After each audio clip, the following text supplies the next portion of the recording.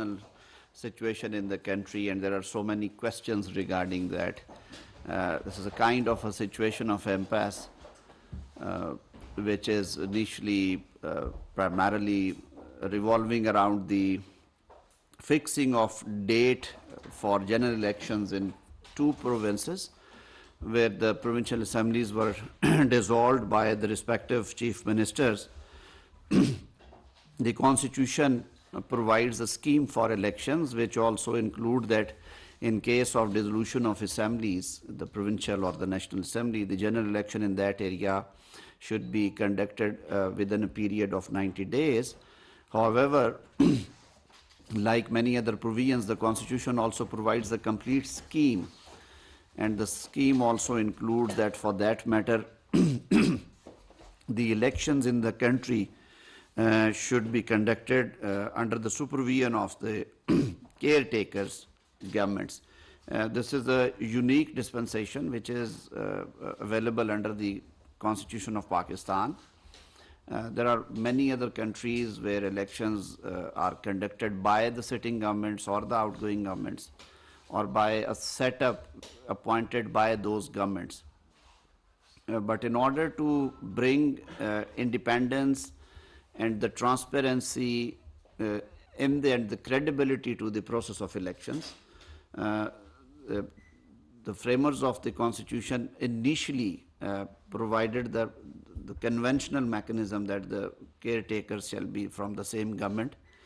But later, with the passing times and learning from different experiences, in 2010, the final draft for constitutional amendment was tabled, and a complete scheme was introduced in the Constitution of Pakistan, which is Article 224 and 224A of the Constitution, which provides and gives a scheme read with Election Act of 2017, which says that the elections to the general elections in the country shall be conducted on one and the same day, and election shall be held under the direct control and supervision of Election Commission of Pakistan, which is a constitutional body, a creation of constitution, having complete authority and domain over the process of election.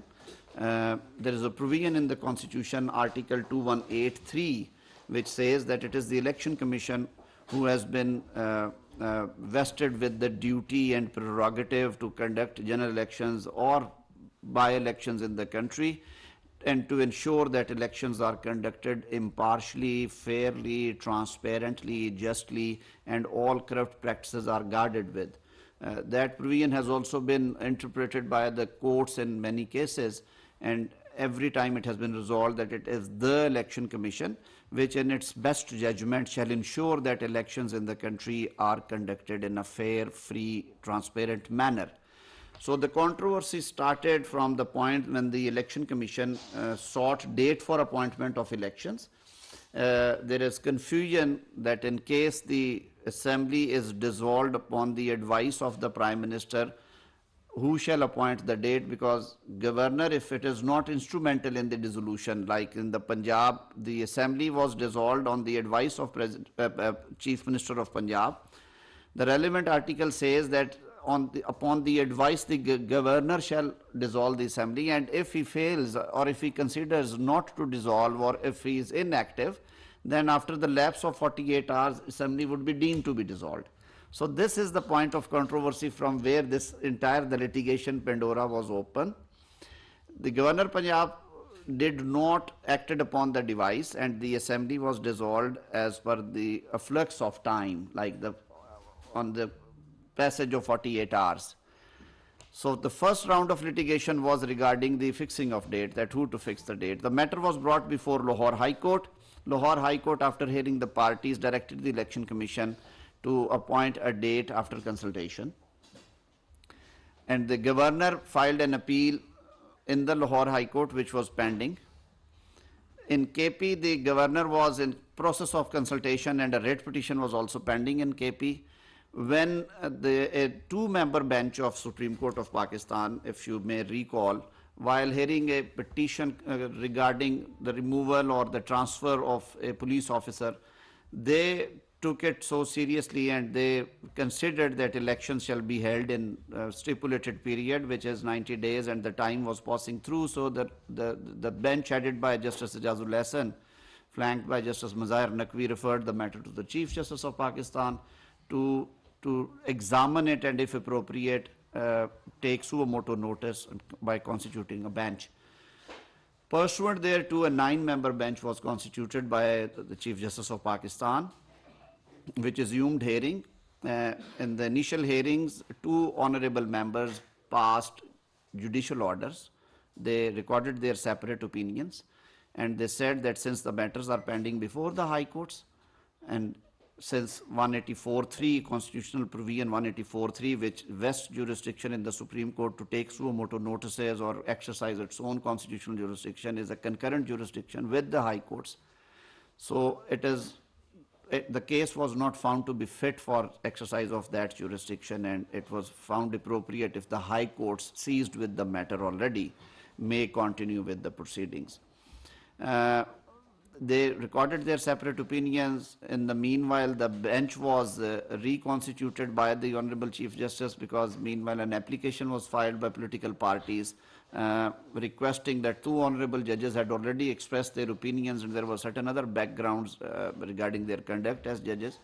So they may recuse themselves from the proceedings, which is not something which is happening first time, I would say. We have experienced so many occasions where objections were raised or request was made to the honorable judges that they have some conflict of interest, or they have expressed opinion already in that case. So they may recuse. 2 honorable judges who initially referred the matter to the Chief Justice, they voluntarily recused themselves. Meanwhile, 2 honorable judges had already expressed their opinions through separate orders. The matter was then placed before a bench of 5 honorable judges of Supreme Court, and at the conclusion of hearing, the one view is that the petitions were accepted, like the case was disposed of with majority by 3 against 2, directing the Election Commission to fix date in Punjab in consultation with President of Pakistan, and date in KP in consultation with the Governor of Khyber Pakhtunkhwa.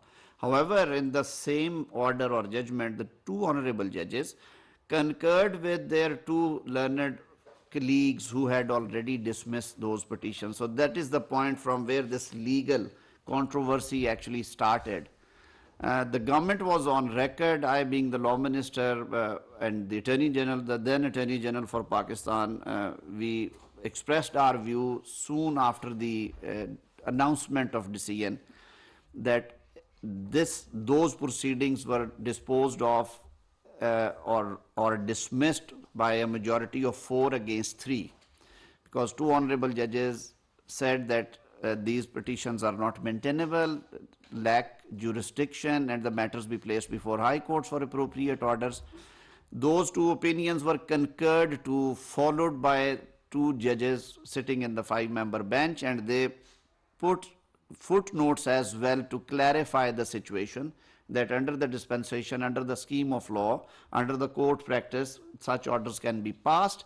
So it was a decision taken by the government and many segments of the lawyer community and the society as a decision dismissing the petitions and referring the matter back to high courts, which also the proprietary demand that if the independent high courts were seized with the matters, they should have proceeded with the same. However, the decision given by 3 honorable judges, the Chief Justice and 2 other members, that decision was presented as order of the court. So once again the controversy erupted, the which decision to be acceded to. The government took the stance, the parliament as well, that the decision is of the 4 judges, which is majority decision. When matter was re-agitated before the Supreme Court of Pakistan through petition filed by Pakistan Tehreek-e-Insaf, their speakers of the outgoing assemblies, at the outset this objection was taken by the principal law officer, the Attorney General for Pakistan, reminding the Honorable Court that a larger bench may kindly be constituted to resolve this controversy first, because it is a jurisdictional important legal question which is to be answered by the by a larger bench. Larger bench means they requested for full court, and in past we have at many occasions saw that the entire Supreme Court sat together in a full court bench and they decided the matters, especially when the matter is of some national importance. That request was not acceded to. The political parties who were previously part of the proceedings, which include Pakistan People's Party, Pakistan Muslim League N, and Jamiat Ulama Islam, they also filed applications that they be included as party because they did have the parliamentary presence in the dissolved provincial assemblies. And if it is a question of public importance, if it is a question of enforcement of fundamental rights, it is the fundamental right of the party, political party, to take part in the process of election. And they also represent a large number of their members. Those constitute public at large. Surprisingly, their applications were not entertained. They also raised certain objections, requested for constitution of a full court, barring those two honorable judges who had already voluntarily opted to recuse. But despite all that, the five-member bench resumed hearing. In the meanwhile, another order was passed by a three-member bench of Supreme Court of Pakistan, headed by the senior Pune judge of the Supreme Court, Justice Qazi Faiz Isa, who handed down a verdict that since the manner in which the jurisdiction under 184(3) of the Constitution, which is the suo motu or original jurisdiction of the Supreme Court, that manner has been under discussion in full court meetings and by the different segments of society, including the political factions and the law societies or the bar councils, bar associations. The judgment also directed the office of the Supreme Court that matters pending before the Supreme Court arising out of 184(3) proceedings may also not be listed for hearing or may be halted in the meanwhile. And a full court meeting was desired by the bench, that a full court meeting of honorable judges be convened to resolve this issue. Such meeting was also convened back in 2019, and these issues were discussed for framing of rules, but unfortunately thereafter no progress was made. That judicial order was also overturned by an executive circular issued by the registrar office, upon which a show cause notice was also issued to the registrar of the Supreme Court that why should he not be removed, and the displayer was shown by the head of the bench. Confronted with the situation one after another, two honorable judges, part of five-member bench who was seized with the matter, hearing the case, they decided to leave the bench. That they decided in their own wisdom that they should not sit on the bench unless until the judicial orders of three-member bench are not complied with.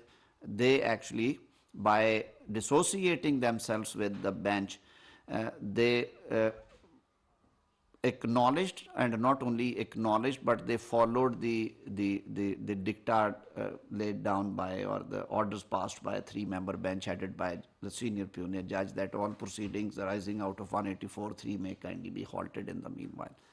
At that juncture as well, the request was repeated by Attorney General for Pakistan that there are two serious constitutional legal issues involved in the case. One, whether it is a judgment by majority of 4 against 3, or the previous judgment was by a majority of 3 against 2. This matter, the very important constitutional question, needs to be addressed by the court, and for that matter, a full court may kindly be constituted, and if not an alternative, the remaining judges, which are 6 in number of the Supreme Court, who were not part of that 9-member bench, the bench may be constituted, and the matter may be referred to them to settle this controversy. This request was also not acknowledged and turned down by the 3-member bench.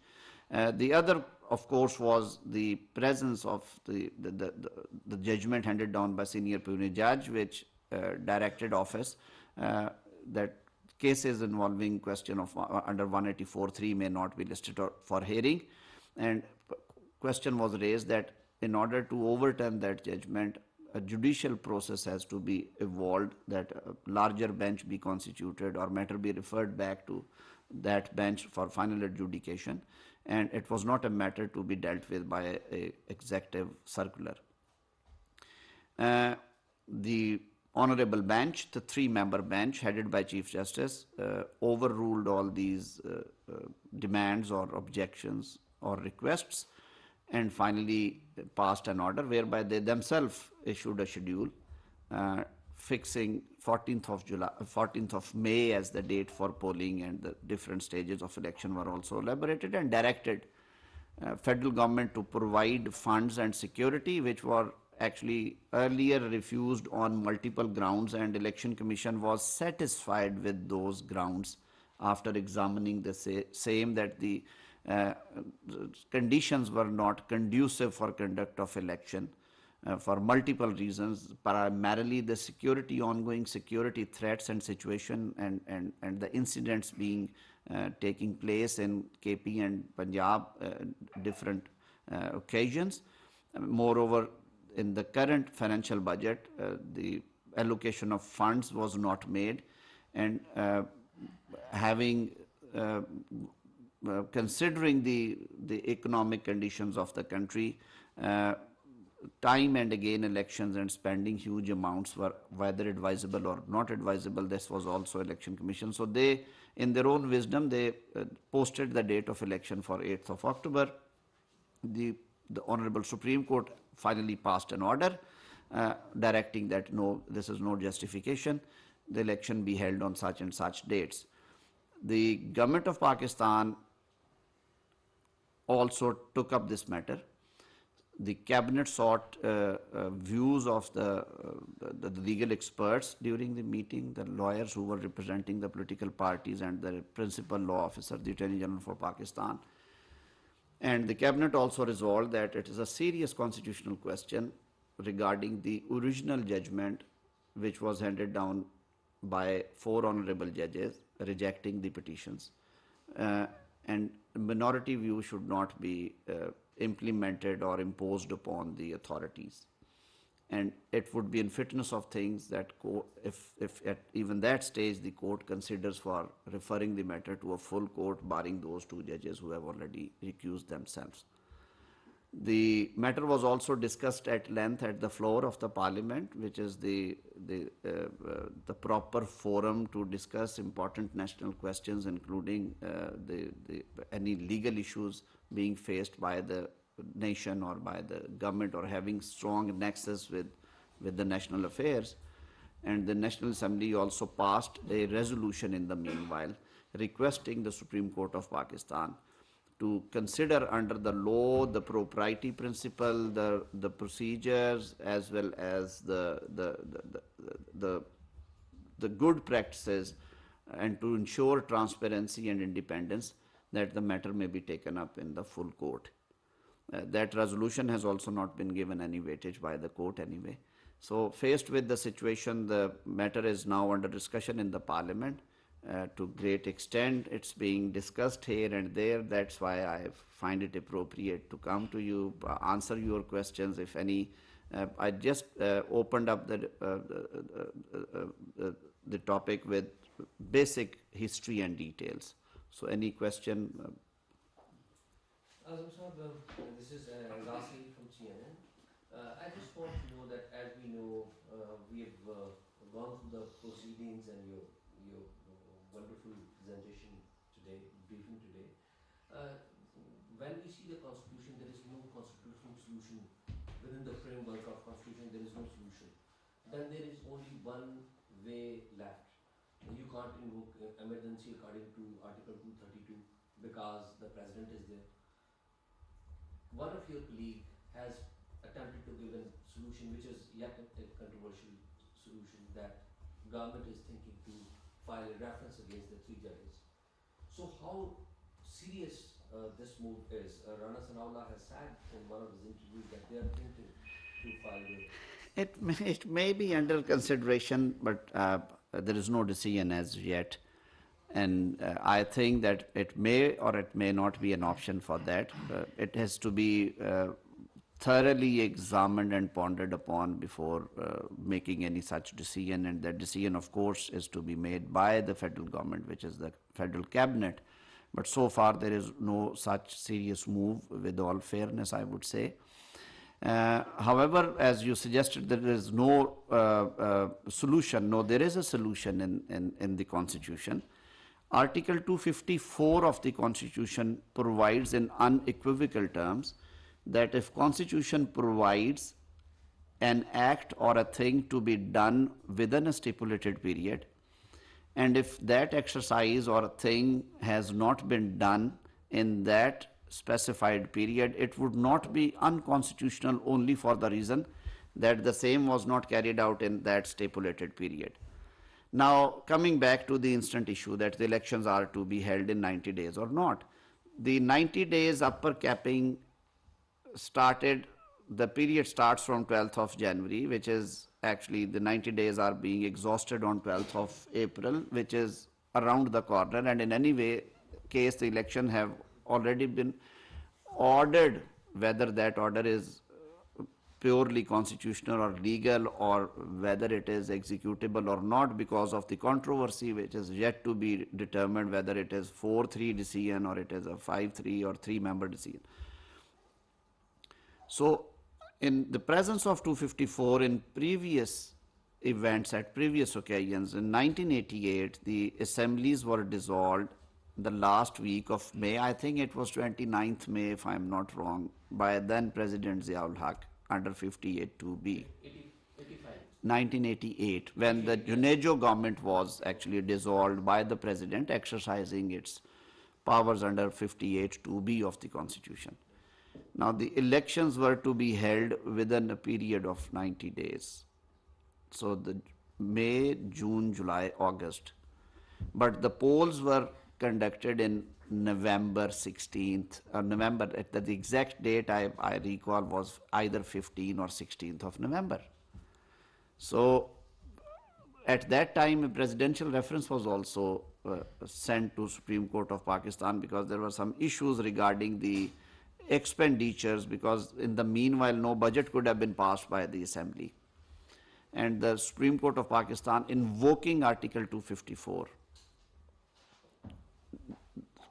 allowed the expenditure as well as also indemnified the period which was consumed in conducting the elections, almost 5.5 months.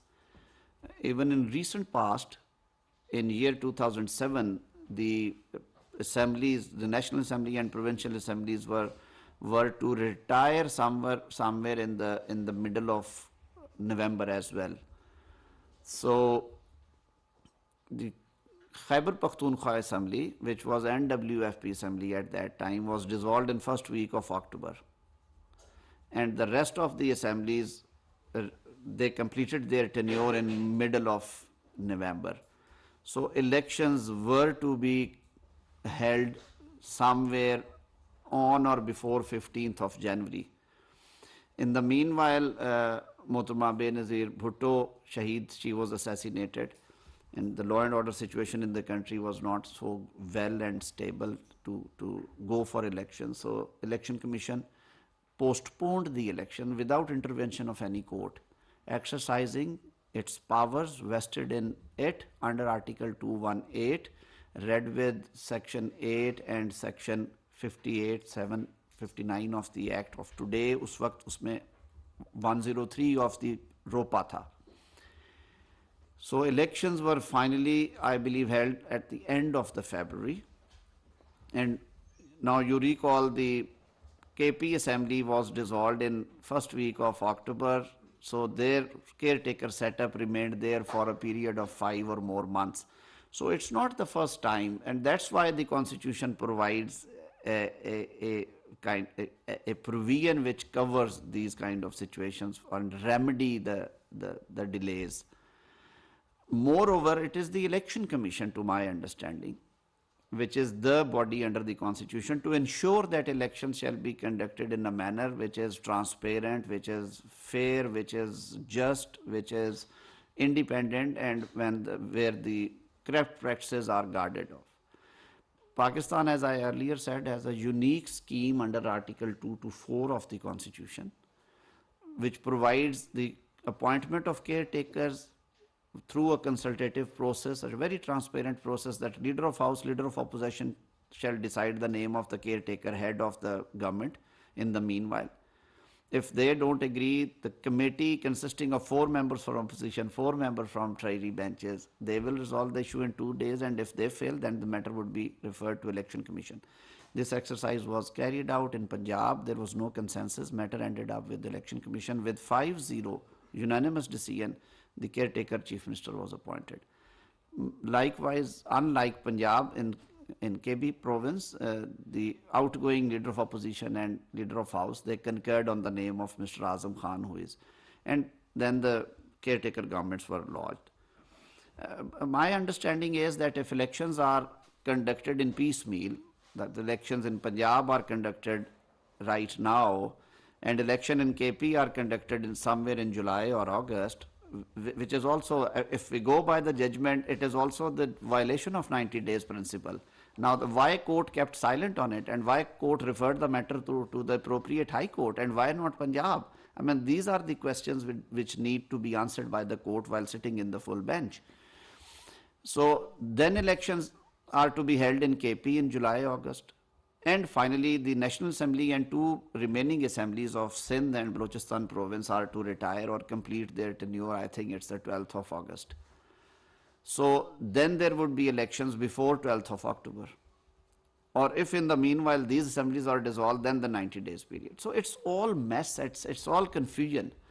We are also passing through very tough times. We are going through the economic crunch. The economy is at the worst right now for multiple reasons. The worldwide situation is also very alarming.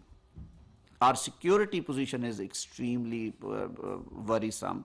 It's alarming in a way. There is a surge of terrorism in Balochistan and in KP. The entire army, which actually performs static duty, you know, 2,047 troops have been requisitioned by Election Commission to conduct election in Punjab and KP. It is almost half of the army. Now, they refused on the ground what they stated in the court, I believe, that they cannot deploy such massive amount of soldiers. They are extremely busy in the operations of the counter-terrorism operations.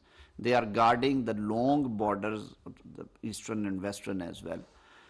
So these are all the questions which can be answered if elections are conducted in a conducive environment and at the one and the same time, which is the scheme of constitution and law, and which we achieved after long deliberations. Like it took us 20-30 years to reach to a kind of consensus that how the elections should be conducted and under whose supervision, and the watchdogs shall be appointed through an independent mechanism, same like the caretakers. The chief election commissioner and members are also appointed by the leader of the house and leader of opposition and their committees.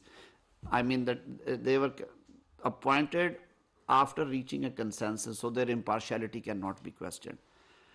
So keeping in view the entire picture, the government or the political forces belonging to the government alliance, they are of the view that there are few more issues. One is the ongoing census, which is also of great significance. We are spending 35 billion rupees on digital census. The last census were criticized by major political parties as well. They were not happy with them, and though it was decided in 2017 in the parliament by all parties that before the next general elections there would be a digital consensus and new constituencies shall be delimited after the census. Now the census is in process. It is likely to be completed. Some dates have been given in few weeks, and then there is another process. So what we are doing, we are heading for elections in 2 provinces on the basis of previous census, which was under clouds, and the rest of the country will have election on the basis of new census, the new delimitations, new constituencies, new dispensation. I mean, all this would be so confusing, and it will go on and on for all incoming elections. Every 5 years we will have an election year in Pakistan, which is also very expensive affair, I tell you. We are going to spend monies again and again. That is, conducting election in province and conducting election in the federation makes only one difference, is that you have to print one additional ballot paper to stamp for the National Assembly choice. Now, doing the exercise twice means that you are incurring expenses twice. The Constitution provides a room for all these things to be fixed under Article 254, and it should be in the best interest of the country for strengthening the political institutions, to bring more political stability, and to set the targets right for future governments to fight with the economic conditions and security conditions. The best solution is to go for elections at the one and the same time.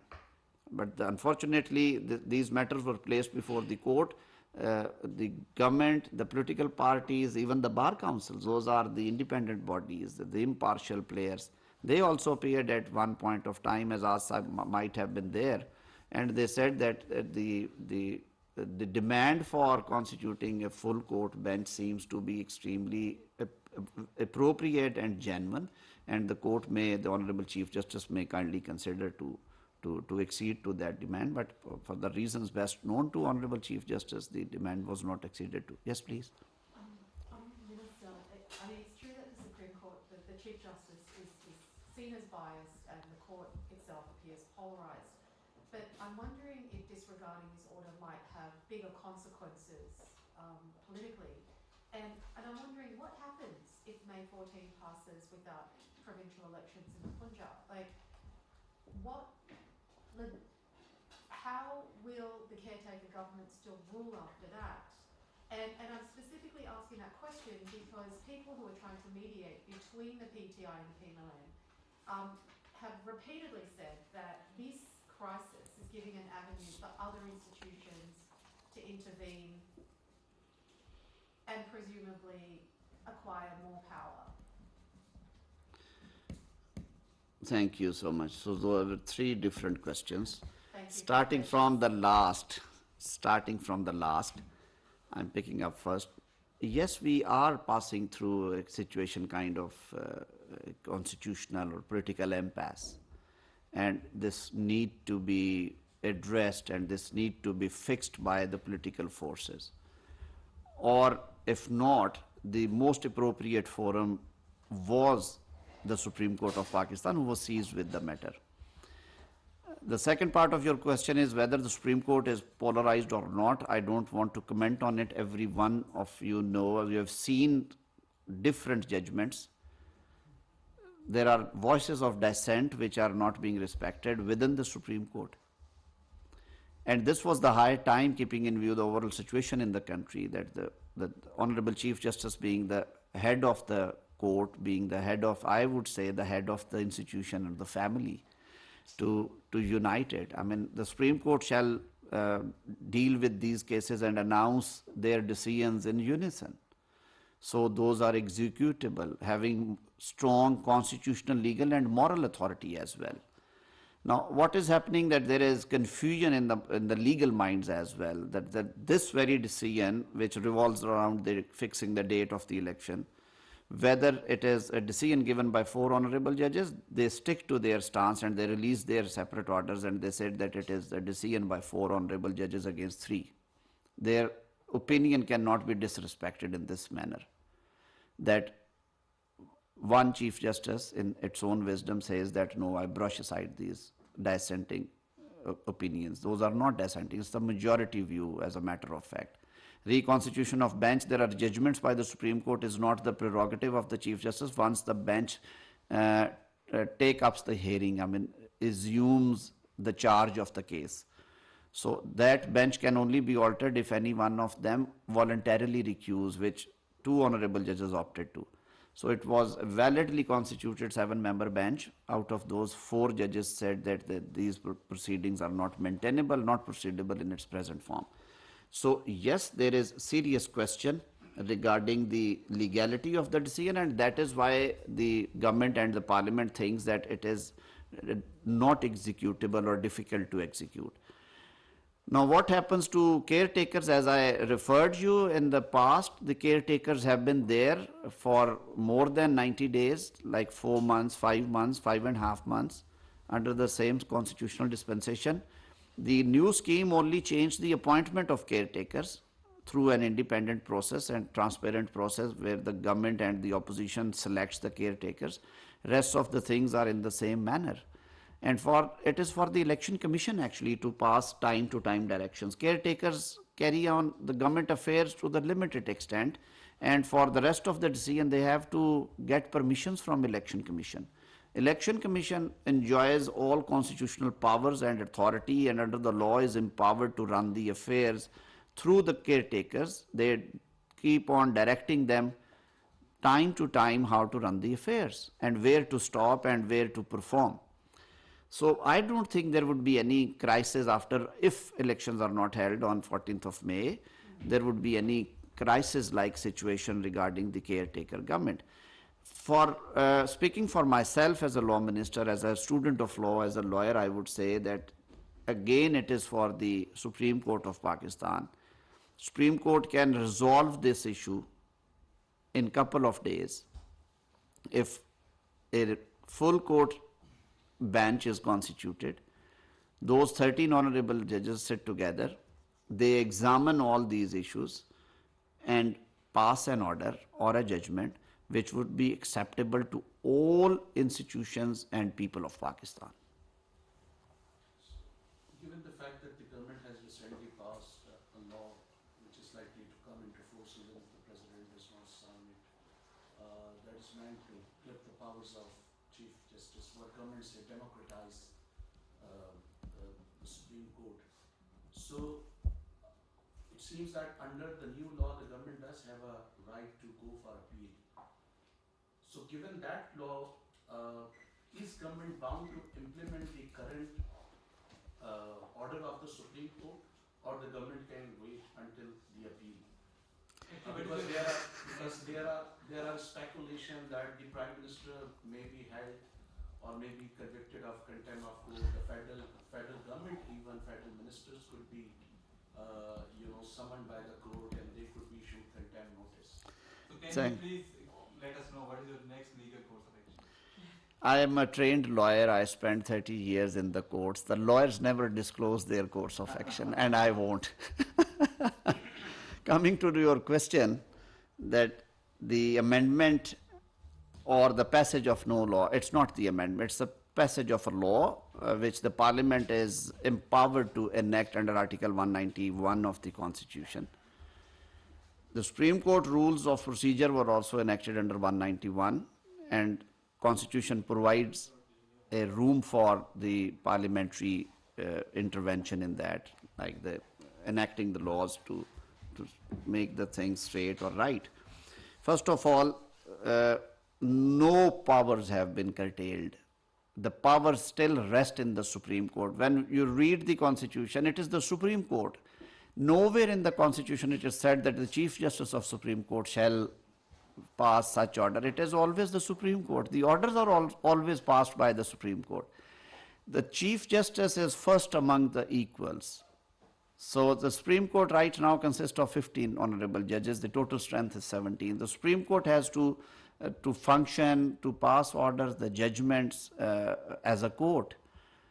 As rightly said by one of the honorable judges while writing his opinion in 4-member order, that there should be no impression or perception of one-man show in the discharge of official or the constitutional functions of the court.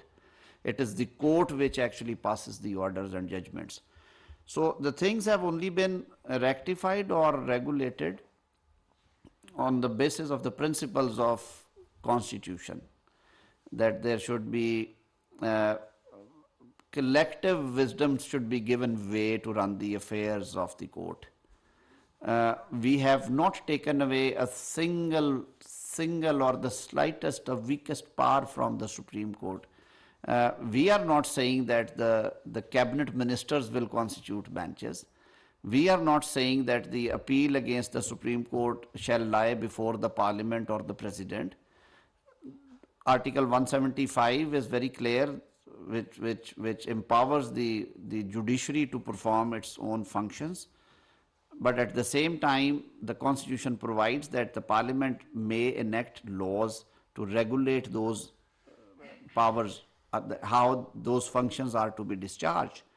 That, and for that matter, these procedures have been introduced through the Supreme Court Practice and Procedures Bill 2023, wherein the long-standing demands of legal fraternity and even the senior jurists in the country and retired judges have been respected too.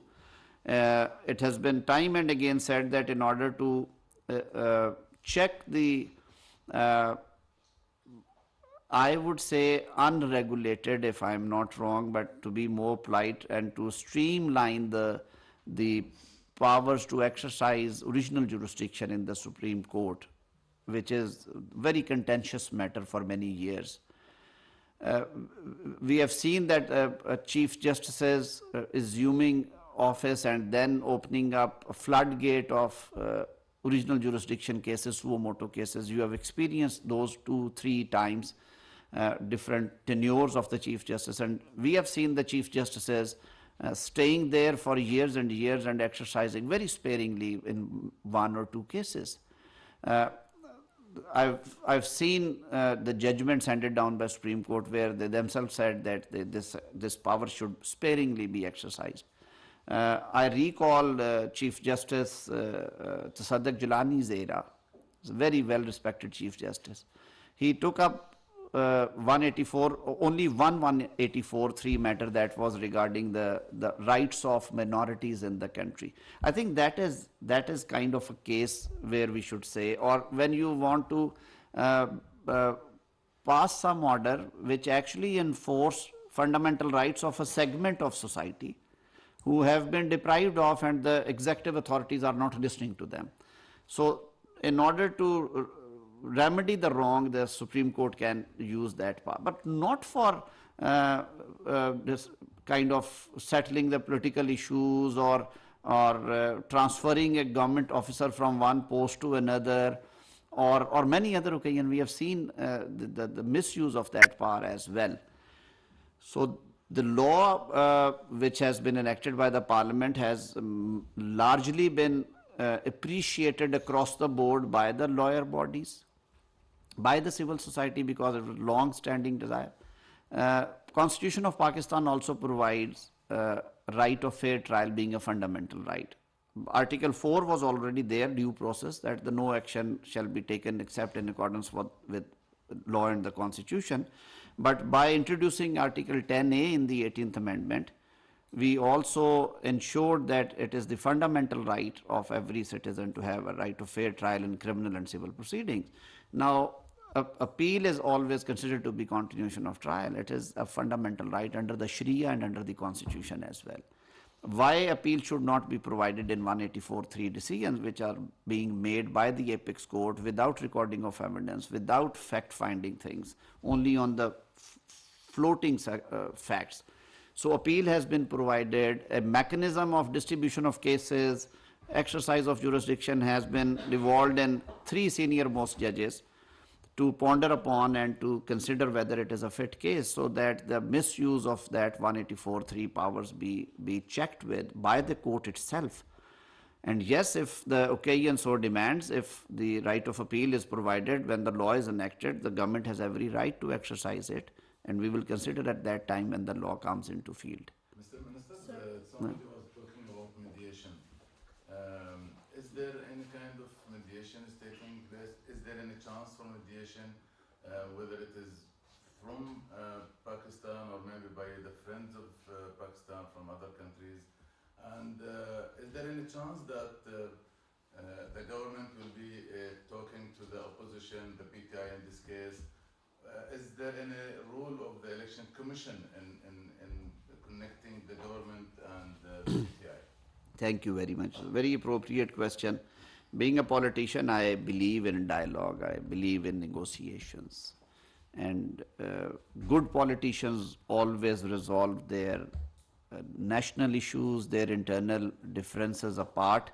They sit together and they resolve their issues. The government is open, but unfortunately, the chairman PTI's previous conduct has been extremely negative, I would say, with respect and reverence, that extremely unbecoming of a national leader or non-cooperating.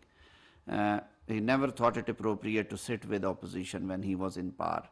Bygones are bygones. We are open to it.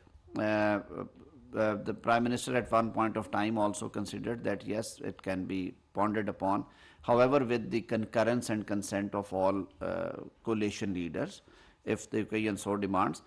I think there is no kind of situation which requires some foreign offer from the foreign countries. It's our internal matter which may be resolved by sitting together, or there are institutions available within the country, including the Election Commission. As I started in the beginning, that it is the Election Commission which enjoys the authority and powers to ensure that elections are conducted in a conducive and congenial atmosphere.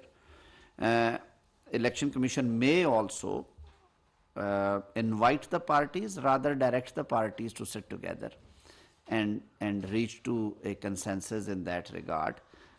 Yes, the judgment of Supreme Court may deter Election Commission because the language which has been used by three-member bench, which the government thinks is still not a constitutional order, because unless and until the controversy regarding the 4-3 decision and 3-2 decision is actually set right, the things cannot move forward.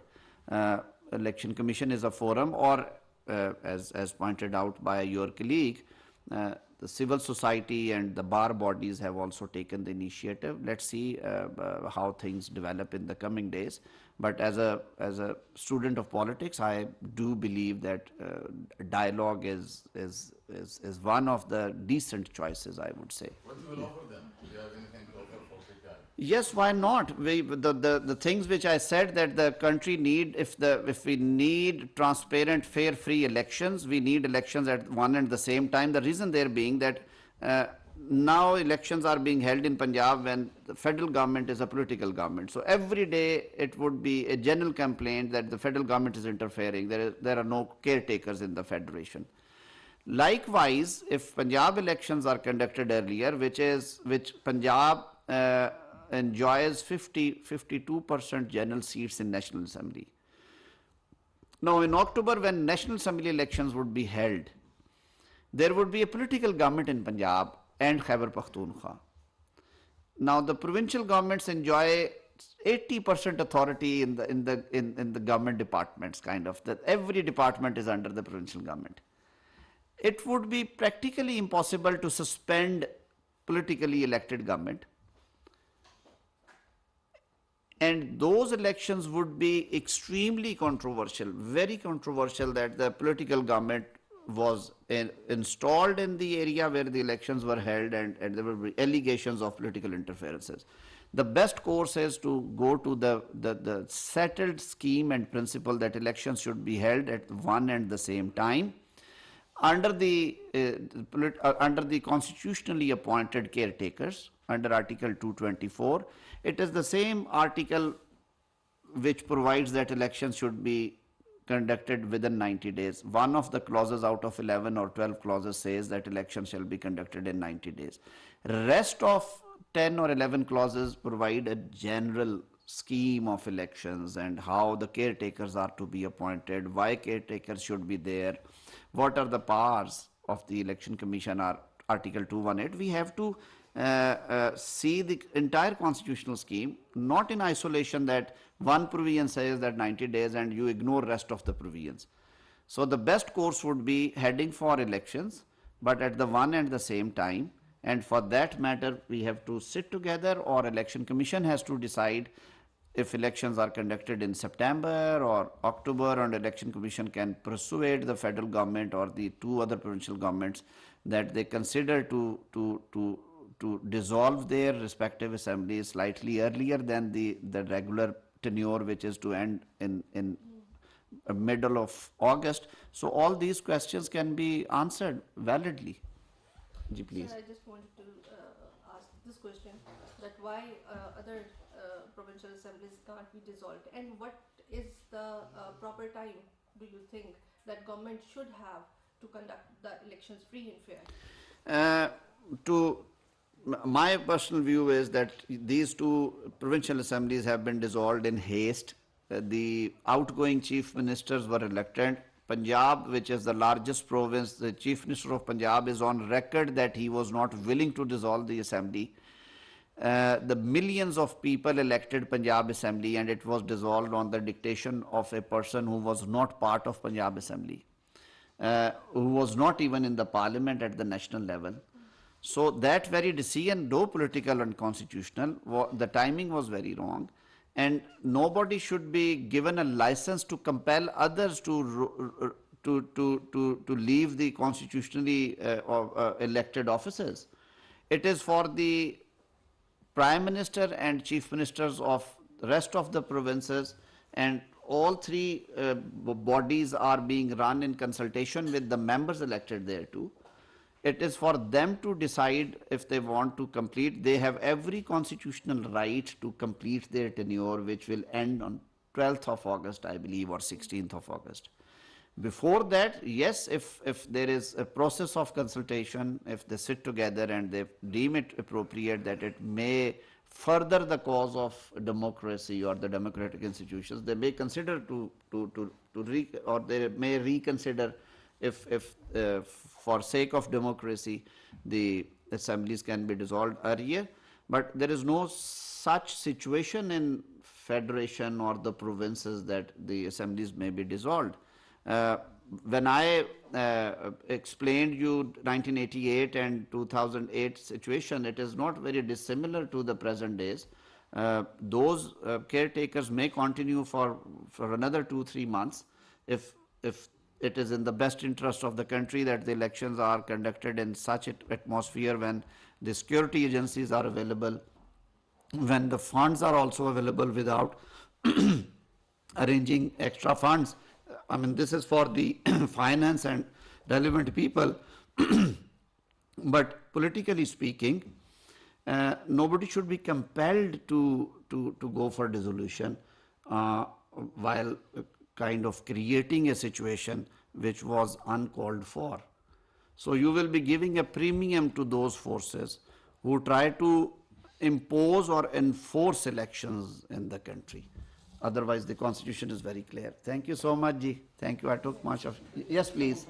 It seems like the government agrees with the ECP finding about the security situation and the finances not being there. That's pretty correct. That the finances and the security situation can't be turned around for the election within 90 days.